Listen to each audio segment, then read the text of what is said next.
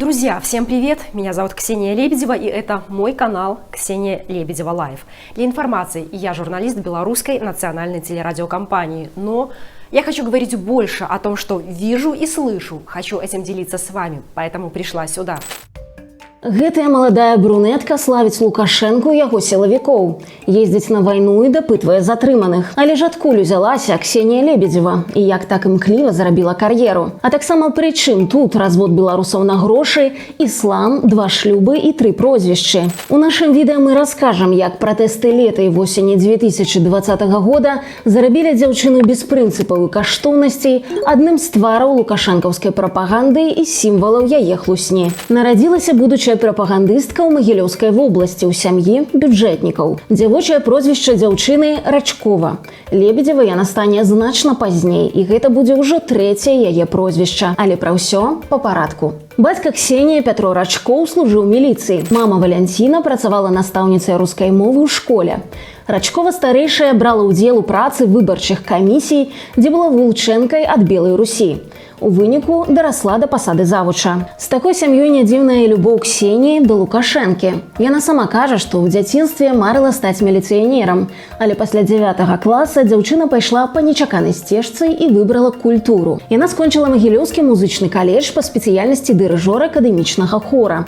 Пасля паступіла ў Мінск, у Беларускі дзяржаўны універсітэт культуры. Але вучобу там так і не скончыла, бо трапіла на тэлебачанне, прычым адразу ў крымінальную хроніку. Вось толькі не як вядучая, а як гераіня аднаго з сюжэтаў пра махляроў. У 2009 годзе ў праграме «Зона Х» выйшаў рэпартаж пра мінскі тэатр «Акропаль», дырэктаркай якога была 21-гадовая студэнтка універсітэта культуры Ксения Пятровна Рачкова. Схема была простай. «Акропаль» абвяшчаў набор удзельнікаў на розныя курсы, ад усходніх танцаў да тэлевядучых.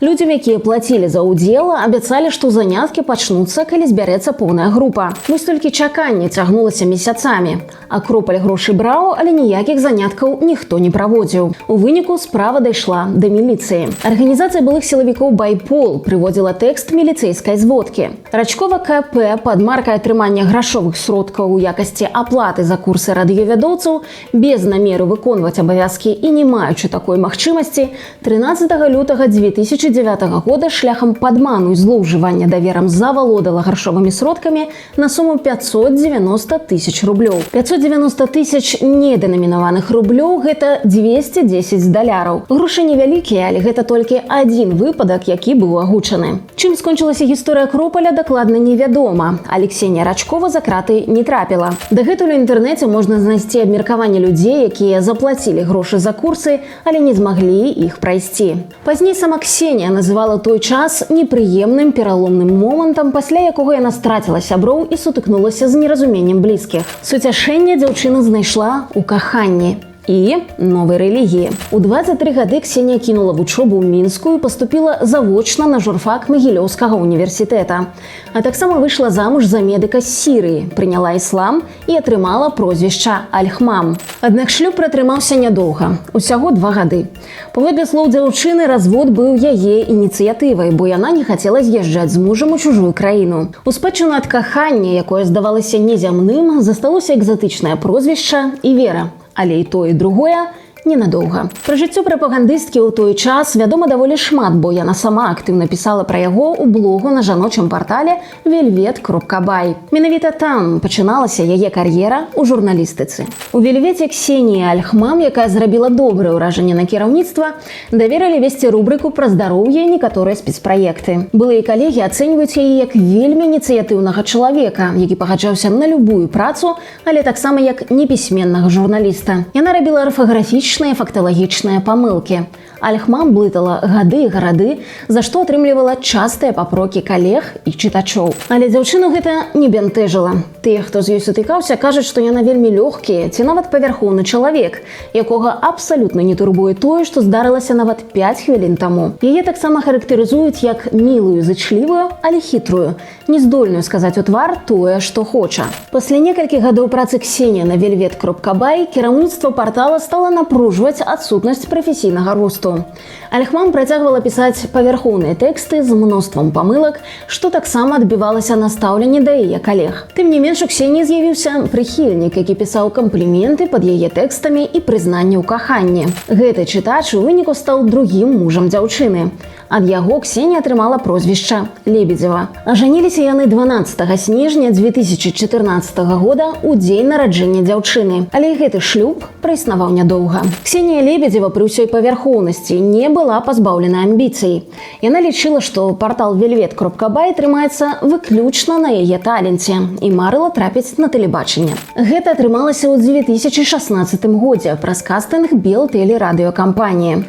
Спачатку Лебедзева трапіла ў аддзел эканамічных навін, дзе расказвала пра намалоты, кавуны і новыя авіярэйсы. Але амбітная дзяўчына прагнула іншага – трапіць у палітычную рэдакцыю, дзе заробкі большыя і праца цікавейшая. Шанец з'явіўся ў верасні 2020 года падчас масавых пратэстаў супраць гвалту сілавікоў і фальсіфікацыі прэзідэнцкіх выбараў. Ініцыятыўнасць і адсутнасць прынцыпаў Лебедзевай найлепшым чынам супалі з тагачаснымі патрэбамі БТ, адкуль сышлі дзясяткі супрацоўнікаў. Дзяўчына хадзіла на маршы без журналісцкай камізэлькі, брала інтэрв'ю ў затрыманых. Заяўляючы, што хоча паказаць розныя меркаванні, у сваіх рэпартажах яна адкрыта кпіла з пратэстоўцаў і абражала іх. Заслугі Лебедзевай не засталіся незаўважаныя. У 2020 годзе яе запрасілі на таямнічую інаўгурацыю Лукашэнкі, а ў 2021 яна атрымала асабістую падзяку ад яго і асобную рубрыку на Беларусь-1. Прававое бязладдзе і беспакаранасць толькі распальвалі азарту прапагандысткі. Яна брала інтэрв'ю ў палітвязняў СІЗА і ў іх блізкіх, распаўсюджвала фантазіі польскага дэзерціра Чэчкі, чаплялася да дыпламатаў, дзяжурыла ў курапатах. Лебедзева рабіла пакаяльнае інтэрв'ю на БТ з Сафіяй Сапегай, славіла сілавікоў і Лукашэнку. Яна ж стала аўтаркай глумлівага фільма пра разгромлены ўладамі незалежны партал Тутбай. Расійскае ўварванне ва ўкраіну наогул стала зорным часам Лебедзевай.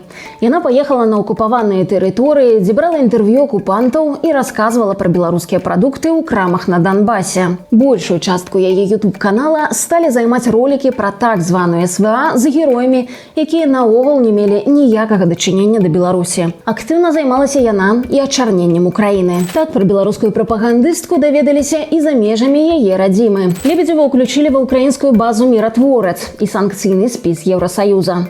За гэта, дарэчы, кіраўніцтва БТ выпісала супрацоўніцы прэмію. Але звычайных прапагандысцкіх ролікаў Лебедзевай стала мала. І яна пачала спробы усяляк дыскрэдытаваць беларускіх добраахвотнікаў. Не грэбавала пры гэтым ісці на падман і падстаўляць іншых людзей. Яскравы прыклад – гісторыя літоўскага юрыста Мантаса Данелюса. З Данелюсам беларуска пазнаёмілася падчас працы над сюжэтам пра палёты Белавіі ў Палангу. Калі дзяўчына стала прапагандысткай, яна вырашыла выкарыстаць даўняе знаёмства і сімпатыю літоўца да сябе. Данелюс у якасці юрыста ці бізнес-кансультанта азнаёміўся з беларусамі і украінцамі на розных мерапрыемствах. Таксама да яго звярталіся па юрыдычную дапамогу. Мантас актыўна кансультаваў і беларускіх палітычных бежанцаў, у прыватнасці супрацоўнічаў з арганізацыямі «Наш дом» Вольгі Карач і дапамога Наталі Калегавай. Вось толькі далей пачыналася дзіўнае. Літовец пачынаў задаваць розныя пытанні, рабіць відэазапісы і скрыншоты перапісак.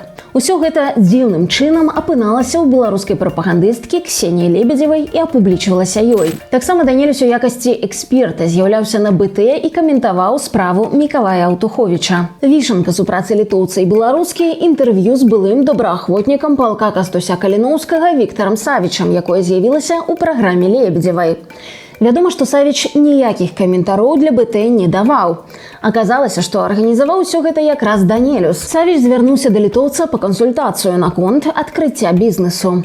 А той прапанаваў беларусу запісаць інтэрв'ю пра полк Каліноўскага нібыта для пасольства ЗША. Данелюса таксама цікавілі грошы апазіцыі, Святлана Ціханаўская і агенты вакол яе. Выглядала, што літовец меў ясны план і задачы, чаго ён хацеў дабіцца сваім інтэрв'ю.